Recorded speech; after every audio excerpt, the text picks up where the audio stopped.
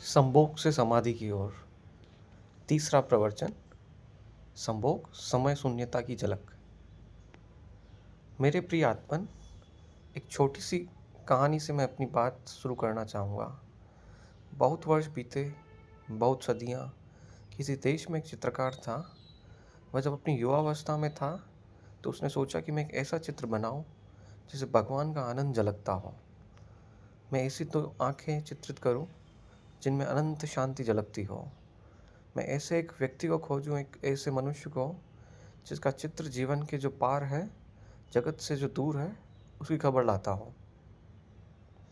और वह अपने देश के गांव-गांव घूमा, जंगल-जंगल उसने छाना। उस आदमी को उसकी प्रतिछवि वह बना सके। और आखिर एक पहाड़ पर गाय चराने वाले एक चरवाहे को उसने खोज लिया। उसकी आंखों में कोई झलकती थी, उसके चेहरे की एक रूपरेखा में कोई दूर खबर थी। उसे देखकर ही लगता था कि मनुष्य के भीतर परमात्मा भी है। उसने उसके चित्र को बनाया। उस चित्र की लाखों प्रतियां गांव-गांव, दूर-दूर के देशों में बिकी। लोगों ने उस चित्र को घर-घर में टांग कर अपने को धन्य समझा। फिर 20 वर्ष बाद वह चित्रकार बूढ़ा हो गया और उस चित्रकार को एक ख्याल और आया। जीवन भर के अनुभव से उसे पता चला कि आदमी में भगवान ही अगर अकेला हो तो ठीक था। आदमी शैतान भी दिखाई पड़ता है। उसने सोचा कि मैं एक चित्र और बनाऊं जिसमें भीतर शैतान की छवि भी हो। तब उसने दोनों चित्र पूरे मनुष्य के बनेंगे। वह फिर गया बुढ़ापे में, जुआगरों में, शराबखानों में, पागलघरों में। उसने खोजबीन की कि उस आदमी की जो आदमी ना हो, शैतान हो।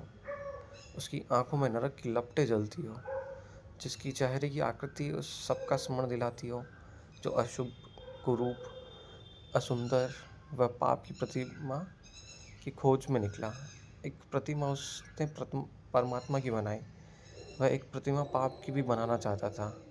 और बहुत खोजने के बाद एक कारागृह में उसे एक कैदी मिल गया जिसने 7 हत्याएं की थी और जो थोड़े ही दिनों बाद मृत्यु की प्रतीक्षा कर रहा था, फांसी पर लटकाया जाने को था।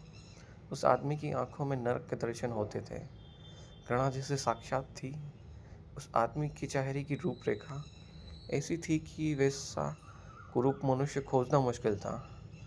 उसने उसके चित्र को बनाया। जिस दिन उसका चित्र बनकर पूरा हुआ, वह अपने पहले चित्र को भी लेकर कारागृह में आया और दोनों चित्रों को आसपास रख कर देखने लगा कि कौन सी कलाकृति श्रेष्ठ बनी है। तय करना मुश्किल था। चित्रकार खुद भी मुग्ध हो गया था। दोनों ही चित्र अद्भुत थे। कौन सा श्रेष्ठ था, कला की दृष्टि से यह तय करना मुश्किल था। और तभी उस चित्रकार को पीछे किसी के रोने की आवाज़ सुनाई पड़ी। लौट कर देखा तो वह कैदी जंजीरों में बंधा रो रहा था। उस जिसकी उसने तस्वीर बनाई थी, वह चित्रकार हैरान हुआ। उसने कहा कि मेरे दोस्त, तुम क्यों रोते हो?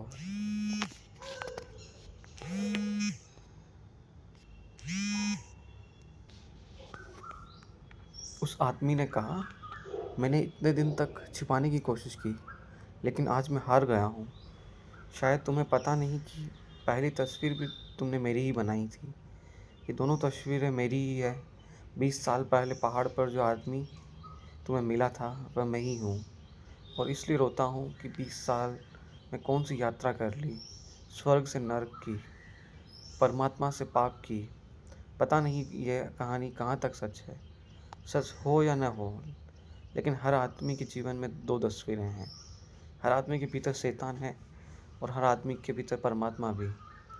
और हर आदमी के भीतर नर्क भी की भी संभावना है और स्वर्ग की भी। हर आदमी के भीतर सौंदर्य के फूल भी खिल सकते हैं और कुरूपता के गेंदे डबरे भी बन सकते हैं। प्रत्येक आदमी इन 2 यात्राओं के बीच निरंतर डोल रहा है। ये दो छोर हैं जिनमें से आदमी किसी को भी छू सकता है और अधिक लोग नर्क की के छोर को छू लेते हैं और बहुत कम सौभाग्यशाली हैं जो अपने भीतर परमात्मा को उगाड़ पाते हो। क्या हम अपने भीतर परमात्मा को उगाड़ पाने में सफल हो सकते हैं? क्या यह क्या हम वह प्रतिमा बनेंगे जहाँ परमात्मा की झलक मिले? ये कैसे हो सकता है? इस प्रश्न के साथ ही हम आज की दूसरी चर्चा में शुरू करना चाहता हूँ।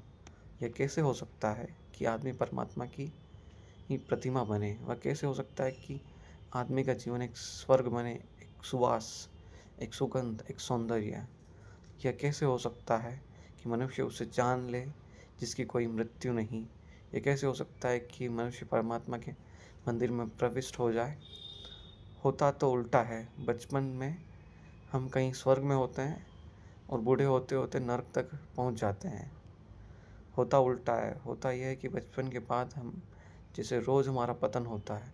बचपन में तो किसी इनोसेंस, किसी निर्दोष संसार का हम अनुभव करते हैं। फिर धीरे धीरे एक कपट से भरा हुआ, पाखंड से भरा हुआ मार्ग हम तय करते हैं। और बूढ़े होते होते न केवल हम शरीर से बूढ़े होते हैं बल्कि हम आत्मा से भी बूढ़े हो जाते हैं। न केवल शरीर दीनहीन जीर्ण शीर्ण होता है बल्कि आत्मा भी पतित जीर्ण जर्जर हो जाती है। और इसे ही हम जीवन मान लेते हैं और समाप्त हो जाते हैं। धर्म इस संबंध में संदेह उठाना चाहता है। धर्म एक बड़ा संदेह है इस संबंध में कि यह आदमी की जीवन की यात्रा गलत है, कि स्वर्ग से हम नरक तक पहुंच जाएं। होना तो उल्टा चाहिए। जीवन की यात्रा उपलब्धि की यात्रा होनी चाहिए कि हम दुख से आनंद तक पहुँचे, हम अंधकार से प्रकाश तक पहुँचे, हम मृत्यु से अमृत तक पहुँच जाएं। प्राणों के प्राण की अभिलाषा और प्यास भी वही है। प्राणों में एक ही आकांक्षा है कि मृत्यु से अमृत तक कैसे पहुँचें। प्राणों में एक ही प्यास है कि हम अंधकार से आलोक को कैसे उपलब्ध हों। प्राणों की एक ही मांग है कि हम असत्य से सत्य तक कैसे जा सकते हैं। निश्चित ही सत्य की यात्रा के लिए स्वयं के भीतर परमात्मा की खोज के लिए व्यक्ति को ऊर्जा का एक संग्रह चाहिए, कंजर्वेशन चाहिए। व्यक्ति को भीतर वो शक्ति का एक संवर्धन चाहिए। उसके भीतर शक्ति इकट्ठी हो कि वह शक्ति का एक स्रोत बन जाए। तभी व्यक्तित्व को स्वर्ग तक ले जाया जा सकता है। स्वर्ग निर्बलों के लिए नहीं, जीवन के सत्य उनके लिए हैं जो दीनहीन हो जाते हैं, शक्ति को खोकर, जो जीवन की सारी शक्ति खो देते हैं और भीतर दुर्बल और दीन हो जाते हैं। वे यात्रा नहीं कर सकते।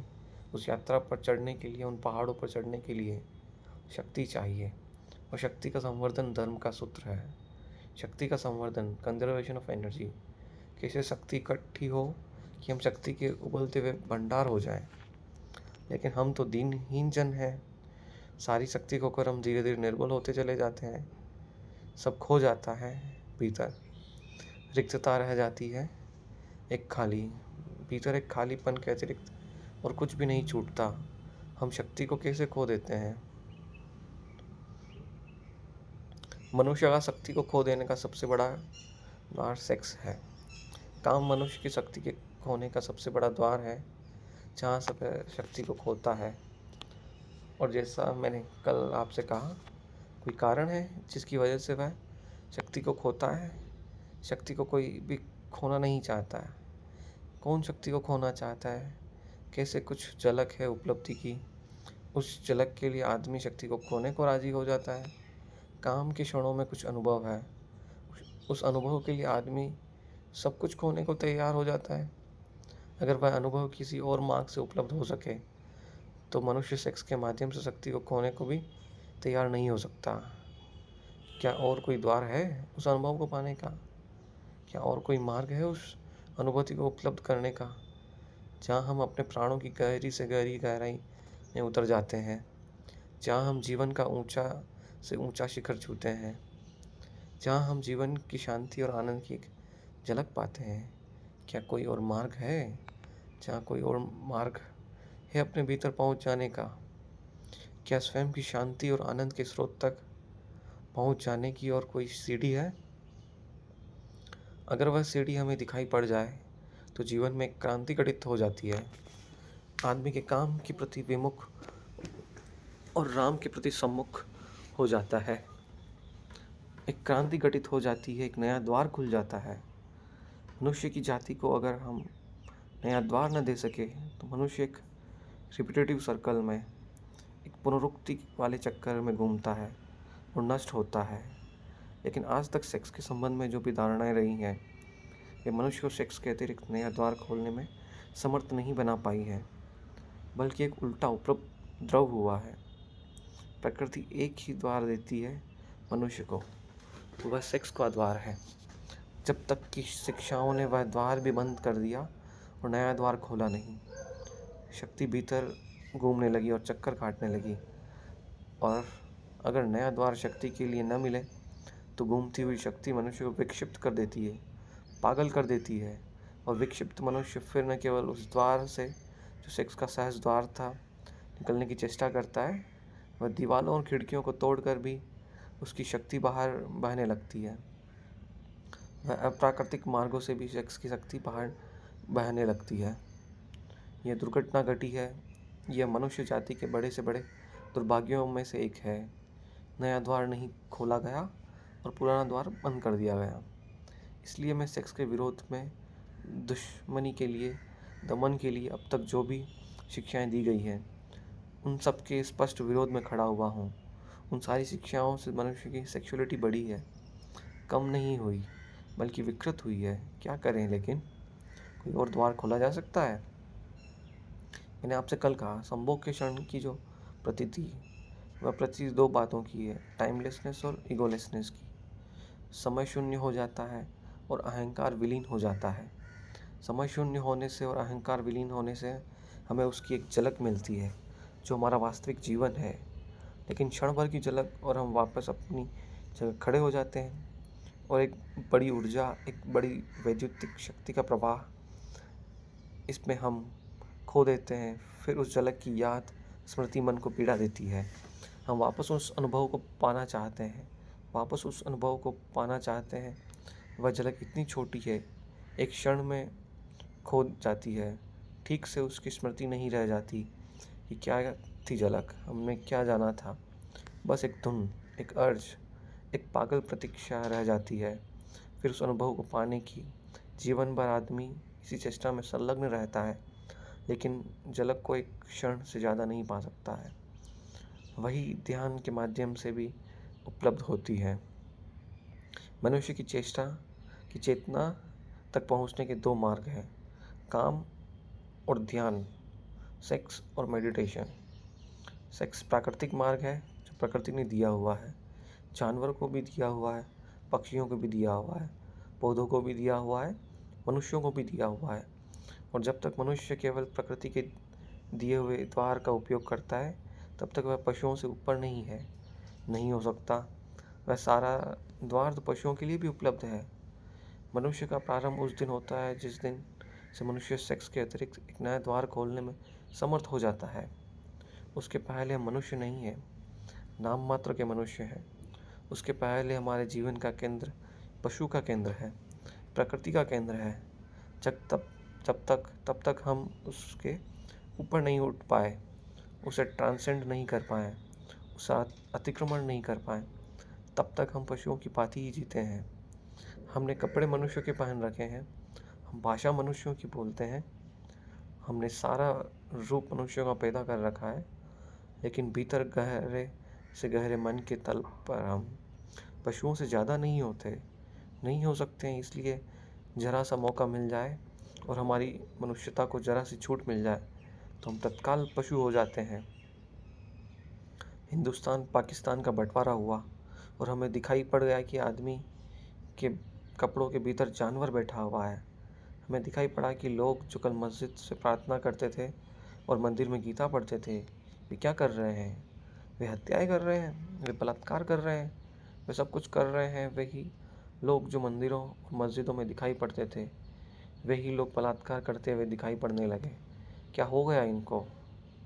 अभी दंगा फसाद हो जाए, अभी दंगा हो जाए और अब आदमियों को दंगे में मौका मिल जाएगा अपनी आदमियत से छुट्टी लेने का, और फ़ौरन वह भीतर छिपा हुआ पशु प्रकट हो जाएगा।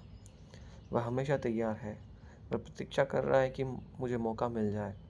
भीड़ भाड़ में उसे मौका मिल जाता है तो वह जल्दी से छोड़ देता है अपना ख्याल, वह जो बांध बूंद कर उसने रखा हुआ है, भीड़ में मौका मिल जाता है उसे भूल जाने का, कि मैं भूल जाऊं अपने को।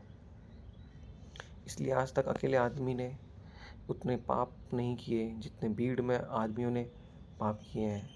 अकेला आदमी थोड़ा डरता है कि कोई देख लेगा। अकेला आदमी थोड़ा सोचता है कि मैं क्या कर रहा हूँ।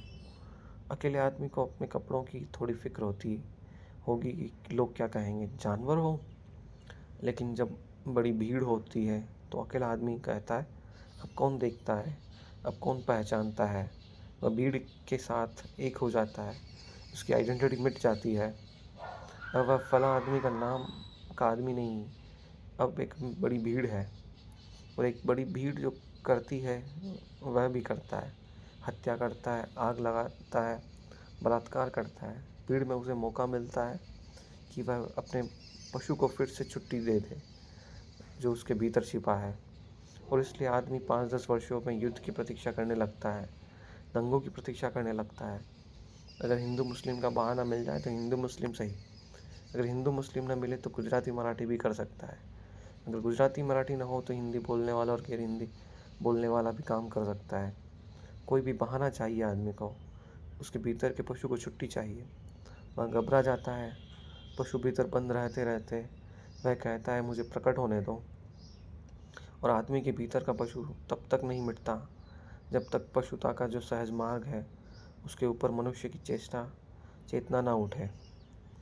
पशुता का सहज मार्ग हमारी ऊर्जा, हमारी शक्ति का एक ही द्वार है, बहने का, वह है सेक्स। और वह द्वार बंद कर दें तो बड़ी कठिनाई हो जाती है। उस द्वार को बंद करने से पहले नए द्वार का उद्घाटन होना जरूरी है। जीवन चेतना नई दिशा में प्रवाहित हो सके। लेकिन यह हो सकता है? यह आज तक किया नहीं किया, लेकिन क्योंकि दमन सरल मालूम पड़ा, रूपांतरण कठिन। दबा देना किसी बात को आसान है, बदलने की विधि और साधना की जरूरत है। इसलिए हमने सरल मार्ग का उपयोग किया कि दबा दो अपने भीतर। लेकिन हम यह भूल गए कि दबाने की से कोई चीज़ नष्ट नहीं होती है, दबाने से और बलशाली हो जाती है। और हम यह भी भूल गए कि दबाने से हमारा आकर्षण और गहरा होता है। जिसे हम दबाते हैं वह हमारी चेतना की और गहरी परतों में प्रविष्ट हो जाता है। हम उसे दिन में दबा लेते हैं, वह सपनों में हमारी आंखों में झूलने लगता है।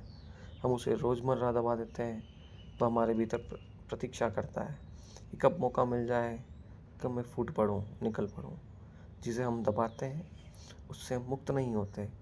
हम और गहरे अर्थों में और गहराइयों में और अचेतन में और अनकॉन्शियस तक उसकी जड़ें पहुंच जाती है और वह हमें जकड़ देता है। आदमी सेक्स को दबाने के कारण ही बंध गया है और जकड़ गया। और यही वजह है कि पशुओं की तो सेक्स की कोई अवधि होती है, कोई पीरियड होता है वर्ष में। आदमी की कोई अवधि न रही, कोई पीरियड न रहा। आदमी 24 घंटे 12 महीने सेक्सुअल है। सारे जानवरों में कोई जानवर ऐसा नहीं कि जो 12 महीने और 24 घंटे कामुकता से भरा हुआ हो। उसका वक्त है, उसकी ऋतु है, वह आती है और चली जाती है और फिर उसका स्मरण भी खो जाता है। आदमी को क्या हो गया? आदमी ने दबाया जिस चीज़ को वह फेल कर उसके 24 घंटे 12 महीने के जीवन पर फेल गई है। कभी आपने इस बात पर विचार किया कि कोई पशु हर स्थिति में हर समय कामुक नहीं होता, लेकिन आदमी हर स्थिति में हर समय कामुक है। जैसे कामुकता उबल रही है, जैसे कामुकता ही सब कुछ है। और यह कैसे हो गया? यह दुर्घटना कैसे संभव हुई है? पृथ्वी पर सिर्फ मनुष्य के साथ हुई है और किसी जानवर के साथ नहीं। क्यों? एक ही कारण है, सिर्फ मनुष्य ने दबाने की कोशिश की है और जिसे दबाया वह जहर की तरह सब तरफ फैल गया। और दबाने के लिए हमें क्या करना पड़ा? दबाने के लिए हमें निंदा करनी पड़ी, दबाने के लिए हमें गाली देनी पड़ी, दबाने के लिए हमें अपमानजनक भावनाएं पैदा करनी पड़ी। हमें कहना पड़ा कि सेक्स पाप है, हमें कहना पड़ा कि सेक्स नर्क है, हमें कहना पड़ा कि जो सेक्स में है वह गर्हित है, निंदित है। हमें ये सारी गालियाँ खोसनी पड़ी, तभी हम दबाने में सफल हो सके। और हमें ख्याल भी नहीं कि निंदाओं और गालियों के कारण हमारा सारा जीवन जहर से भर गया। नित्य एक वचन कहा है जो बहुत अर्थपूर्ण है। उसने कहा कि धर्मों ने जहर खिलाकर सेक्स को मार डालने की कोशिश की थी। सेक्स मरा तो नहीं, सिर्फ जहरीला होकर जिंदा है। मर भी जाता तो ठीक था, वह मरा नहीं, लेकिन और गड़बड़ हो गई, वह जहरीला भी हो गया और जिंदा है। यह जो सेक्सुअलिटी है, एक जहरीला सेक्स है। सेक्स तो पशुओं में भी है, काम तो पशुओं में भी है, क्योंकि काम जीवन की ऊर्जा है। लेकिन सेक्सुअलिटी, कामुकता सिर्फ मनुष्य में है, कामुकता पशुओं में नहीं है। पशुओं की आंखों में देखें, वहाँ कामुकता दिखाई नहीं पड़ेगी। आदमी की आंखों में झांके, वहाँ एक कामुकता का रस झलकता हुआ दिखाई पड़ेगा।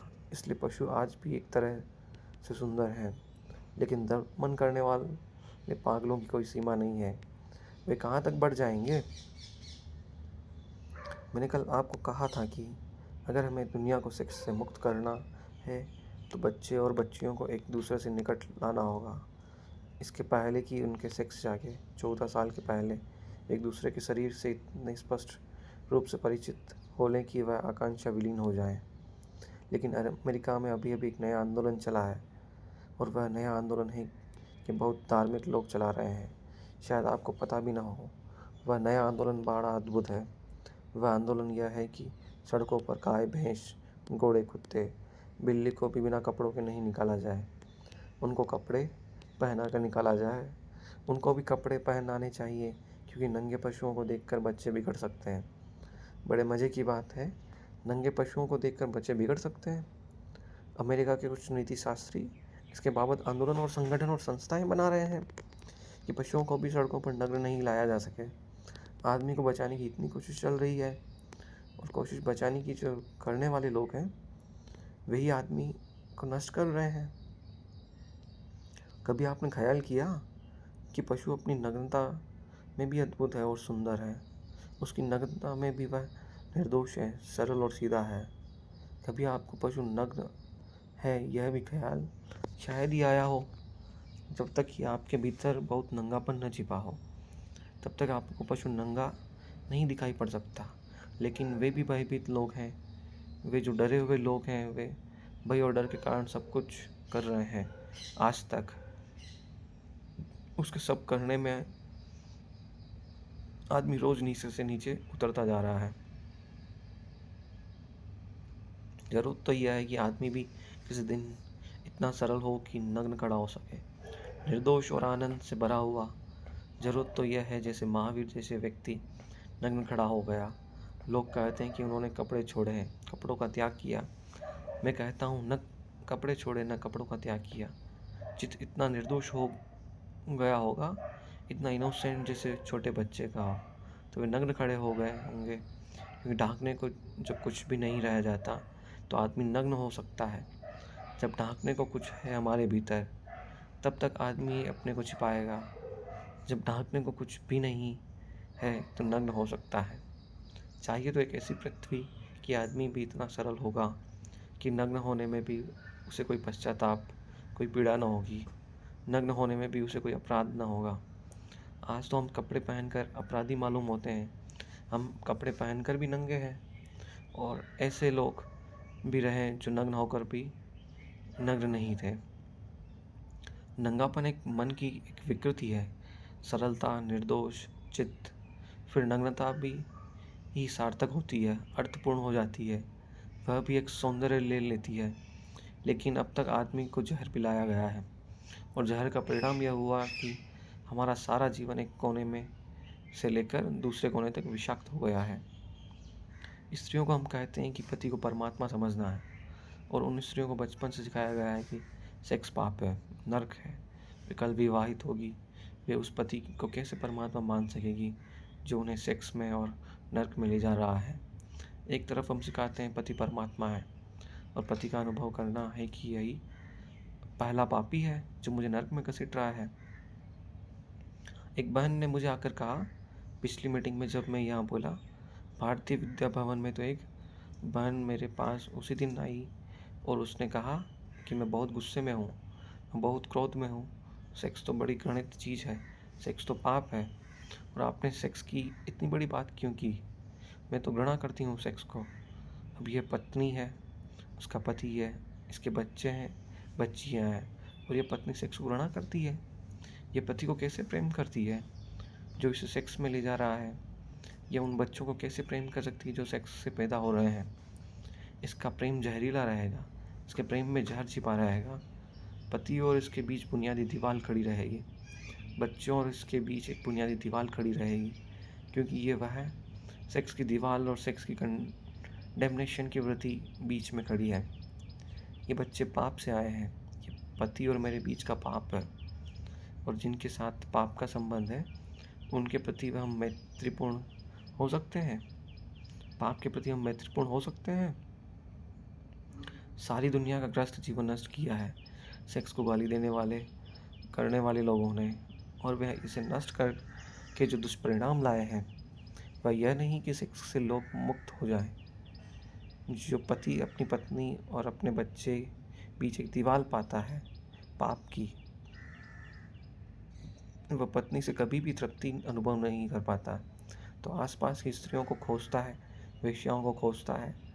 खोजेगा अगर पत्नी से उसे तृप्ति मिल गई होती तो शायद इस जगत की सारी स्त्रियां उसके लिए माँ और बहन हो जाती, लेकिन पत्नी से भी तृप्ति न मिलने के कारण सारी स्त्रियां उसे पोटेंशियल औरत की तरह, पोटेंशियल स्त्री की तरह मालूम पड़ती है, जिनको पत्नी में बदला जा सकता है। यह स्वाभाविक है, यह होने वाला था। यह होने वाला था क्योंकि जहाँ तृप्ति मिल सकती थी वहाँ जहर मिला है, वहाँ पाप है और तृप्ति नहीं मिल रही है, और वह चारों तरफ भटकता है और खोजता है और क्या क्या इजादें करता है। खोज कर आदमी इन सारी इजादों में हम सोचने बैठे तो घबरा जाएंगे कि आदमी ने क्या क्या इजादें की है, लेकिन एक बुनियादी बात पर ख्याल नहीं किया कि वह जो प्रेम का कुआं था, वह जो काम का कुआं था, वह जहरीला बना दिया गया है। और जब पति पत्नी के बीच जहर का भाव हो, घबराहट का भाव हो, पाप का भाव हो, तो फिर ये पाप की भावना रूपांतरण नहीं करने देगी। अन्यथा मेरी समझ यह है कि एक पति और पत्नी एक दूसरे के प्रति समझपूर्वक प्रेम से भरे, आनंद से भरे, सेक्स के प्रति बिना निंदा के सेक्स के को समझने की चेष्टा करेंगे, तो आज नहीं कल उनके बीच का संबंध रूपांतरित हो जाने वाला है। यह हो सकता है कि वह कल वही पत्नी जो माँ जैसी दिखाई पड़ने लगे। गांधी जी 1930 के करीब श्रीलंका गए थे, उसके साथ कस्तूरबा साथ थी। संयोजकों ने समझा कि शायद गांधी जी की माँ साथ आई है, क्योंकि गांधी जी कस्तूरबा खुद को भी बागी कहते थे। लोगों ने समझा कि शायद उनकी माँ होगी। संयोजकों ने परिचय देते हुए कहा कि गांधी जी आए हैं, बड़े सौभाग्य की बात है। उनकी माँ के साथ आई है और उनके बगल में बैठी हुई है।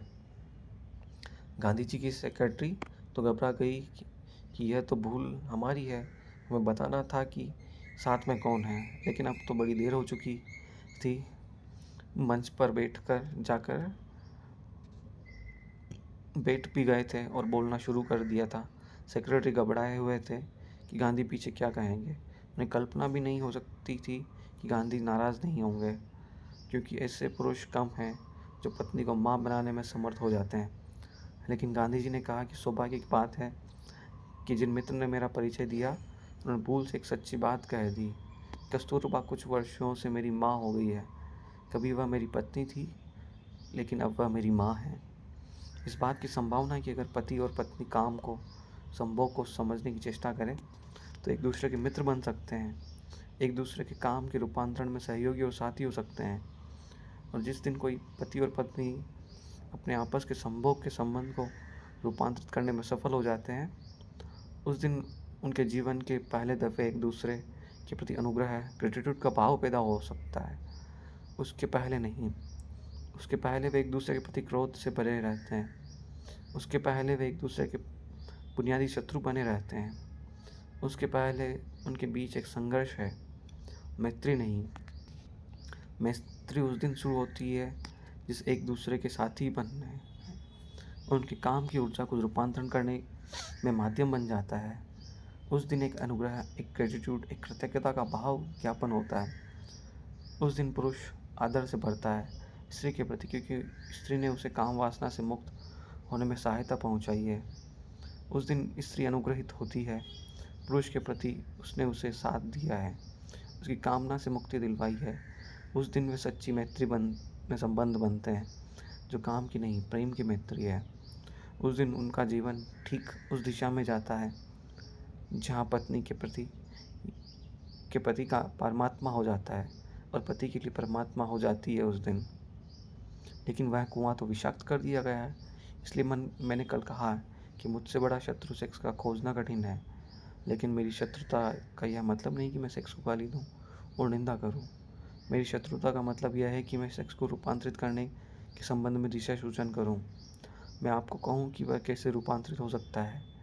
मैं कोयले का दुश्मन हूँ क्योंकि मैं कोयले को हीरा बनाना चाहता हूँ। मैं सेक्स को रूपांतरित करना चाहता हूँ। वह कैसे रूपांतरित होगा, उसकी क्या विधि होगी। मैंने आपसे कहा एक द्वार खोलना ज़रूरी है, नया द्वार। बच्चे जैसे ही पैदा होते हैं उनसे वैसे ही उनके जीवन में सेक्स का आगमन नहीं हो जाता है। अभी देर है, अभी शरीर शक्ति इकट्ठी करेगा, अभी शरीर के अणु मजबूत होंगे। उस अभी उस दिन की प्रतीक्षा है जब शरीर पूरा तैयार हो जाएगा, ऊर्जा इकट्ठी होगी और द्वार जो बंद रहे हैं 14 वर्षों तक वह खुल जाएगा ऊर्जा के धक्के से और सेक्स की दुनिया शुरू होगी। एक बार खुल जाने के बाद नया द्वार खोलना कठिन हो जाता है क्योंकि समस्त ऊर्जाओं का नियम यह है, समस्त शक्तियों का। वे एक दफ़ा अपना मार्ग खोज लें बहने के लिए तो वे उसी मार्ग में बहना पसंद करती है।